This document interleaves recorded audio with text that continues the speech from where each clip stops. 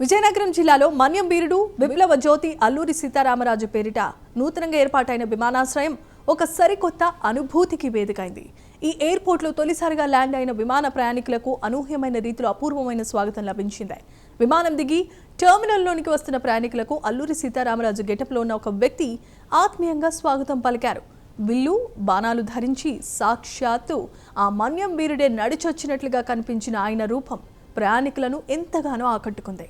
చాలా మంది ఆసక్తిగా ఆయనను చూస్తూ తమ కెమెరాలో బంధించారు.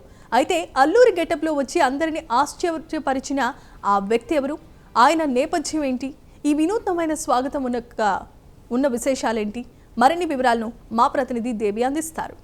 అల్లూరి సీతారామరాజు అంతర్జాతీయ విమానాశ్రయం భోగాపురం ఈ రోజు నుంచి విమాన సర్వీసులు ప్రారంభమయ్యాయి. అయితే మొట్టమొదటిసారి విమానం ల్యాండ్ అయిన ప్రయాణికులందరినీ కూడా అల్లూరి సీతారామరాజు గెటప్ లో ఒక వ్యక్తి అయితే స్వాగతం పలుకుతున్నారు. అసలు ఏంటి గెటప్ ఎందుకు వేశారు అనే విషయాన్ని మనతో పాటు ఉన్నారు, ఆయన అడిగి తెలుసుకుందాం. సార్, మీ పేరు? ఆర్వివి సత్యనారాయణ అండి.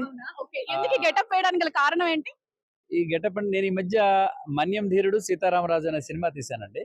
ఆ సినిమాలో హీరో అండ్ ప్రొడ్యూసర్ నేనే. పాటలు కూడా నేనే పాడాను. 2024లో రిలీజ్ అయింది. ఈ విమానాశ్రయానికి ఆ పేరు పెట్టడంతో మాకు ఇక్కడ డీసీపీ గారు, కస్టమ్స్ డీసీపీ గారు రవిశంకర్ గారికి ఒక థాట్ వచ్చింది.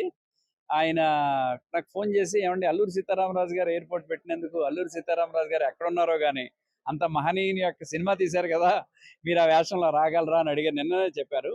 సరేనండి అయితే వస్తాను, మరి ఆయుధాలన్నీ ఉంటే లోపలికి రానివ్వరు కదా అంటే, అవి మేము చూసుకుంటామండి రండి అని వాళ్ళు పాపం కష్టపడి ఆయుధాలని వెపన్స్ రానివ్వరు కదా, కానీ అలౌ చేశారు. దాంతో నేను ఫస్ట్ ప్యాసింజర్ని అబుదాబి నుంచి వచ్చిన ప్యాసింజర్ని ఇంకొక మేడంని కూడా ఇద్దరిని రిసీవ్ చేసుకోవడం చాలా ఆనందంగా ఉంది. వాళ్ళు కూడా చాలా ఆనందించారు. ప్రాపర్ ఎక్కడ సార్? మీ ప్రాపర్ ఎక్కడ? నేను ప్రాపర్ అంటే నాది పశ్చిమ గోదావరి జిల్లా చేబ్రోల్. నేను అక్కడ వాడిని. ఇక్కడ స్థిరపడ్డాను, విశాఖపట్నంలో స్థిరపడ్డాను. నేను 2024లో సినిమా రిలీజ్ అయింది. 25లో ఓటీటీకి వెళ్ళిపోయింది.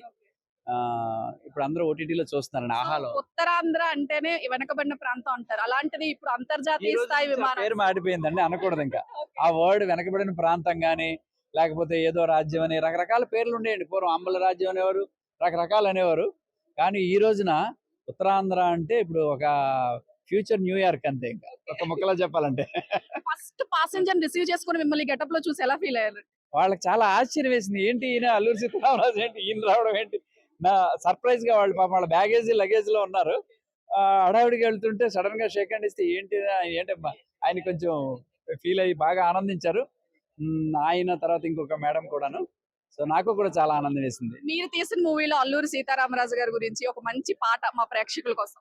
సుస్మిత జ్యోత్స్నా వర్షిత సుభాషిణి సుజాత విస్మయ కాశ్మీర మకుట విభాసిత పునీత సుస్మృతియుత చతుశ్రుతి వాదన బల విదిత ప్రస్ఫుట కీర్తి ప్రసూన సాలంకృత సమత నమోస్తుతే భారత మాత సమస్త ప్రపంచ ప్రజసన్నుత చరిత. పాటలు కూడా చాలా బాగా పాడుతున్నారు. చివరగా ఏం చెప్పాలనుకుంటున్నారు ఉత్తరాంధ్ర ప్రజలకి? ఉత్తరాంధ్ర ప్రజలందరూ కూడా మన అల్లూరి సీతారామరాజు, నిజంగా అల్లూరి సీతారామరాజు గారిని ఈ ఉత్తరాంధ్ర ప్రజల యొక్క అదృష్టం, అందరూ అదృష్టం అండి. ఎవరో అంటే పేర్లు చెప్పకూడదు, కానీ ఏదో ప్రాంతీయ నాయకుల పేర్లు పెట్టేసి టెంపరీగా ఉన్నటువంటి ఇంత పెద్ద విమానాశ్రయానికి పేరు పెట్టేస్తారేమో అని నేను చాలా బాధపడ్డాను. రాత్రి నిద్రపట్టలేదు నాకు. కానీ అల్లూరి సీతారామరాజు గారు పేరు పెట్టారని నిర్ణయించగానే నేనే మొట్టమొదటిసారిగా ఆనందపడ్డానేమో అని అంత ఆనందం వేస్తుంది. నిజంగా ఏదైనా ఇలాంటి అద్భుతమైనటువంటి కట్టడాలకి స్వాతంత్ర సమరయోధుల పేర్లు మాత్రమే పెట్టాలి అనేటువంటి చట్టం ఉంటే బాగుండేమో అనిపించింది నాకైతే. ఎవరో బాధపడద్దు దయచేసి.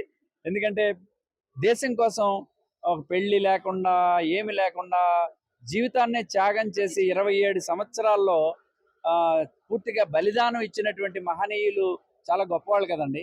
వాళ్ళ పేరు పెట్టడం అనేది చాలా న్యాయం. అది చాలా, ఇది నిజంగా most suitable name Alluri Sitaramaraju గారి పేరంటే.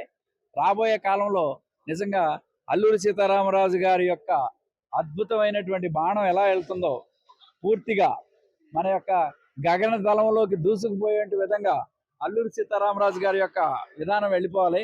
అంతటి చక్కటి విమానాలన్నీ కూడా ఆ రకంగా ప్రయాణించి బాగుంటాయని చెప్పి కోరుకుంటూ నేను నిజంగా ఇది చేస్తున్నాను. సో ఐఎమ్ సో హ్యాపీ మీ అందరినీ కలిసినందుకు, ప్రజలందరితో పాలు పంచుకుంటున్నందుకు. అందరికీ కూడా హ్యాపీ జర్నీ. సుఖంగా చక్కగా ఆనందంగా ఈ ఫ్లైట్లన్నీ వెళ్ళి వచ్చి మంచి చరిత్ర ఈ యొక్క భోగాపురానికి రావాలి అని మనస్ఫూర్తిగా నేను కోరుకుంటున్నాను. చూసారు కదా, అల్లూరి సీతారామరాజు గెటప్ లో ఉన్నటువంటి ఆయన ఎంతో చక్కగా చెప్పారు. మన్యం వీరుడు అల్లూరి సీతారామరాజు పేరు ఈ భోగాపురం ఎయిర్పోర్ట్ కు పెట్టడం ఎంతో ఆనందంగా ఉందని. అతి చిన్న వయసులో మరణించినటువంటి మన్యం వీరుడు. ఉత్తరాంధ్ర ప్రాంతం అంటేనే ఎక్కువగా గిరిజనులు ఉండే ప్రాంతం. అటువంటి ఈ ప్రాంతానికి గిరిజనులకు ఒక ఇచ్చే విధంగా గిరిజన నాయకుడిగా గుర్తింపు పొందిన మన్యం వీరుడు పేరు పెట్టడం ఎంతో ఆనందంగా ఉందని ఎవరైతే ప్రయాణికులు మొట్టమొదటిసారిగా వచ్చారో వాళ్ళందరూ కూడా ఎంతో ఆనందించారు. అసలు చాలా షాక్ అయ్యారు, చాలా ఆశ్చర్యానికి గురయ్యారని కూడా చెప్తున్నారు. కెమెరా పర్సన్ కిషోర్ తో దేవి, ప్రైమ్ 9 న్యూస్, భోగాపురం ఎయిర్పోర్ట్ నుంచి.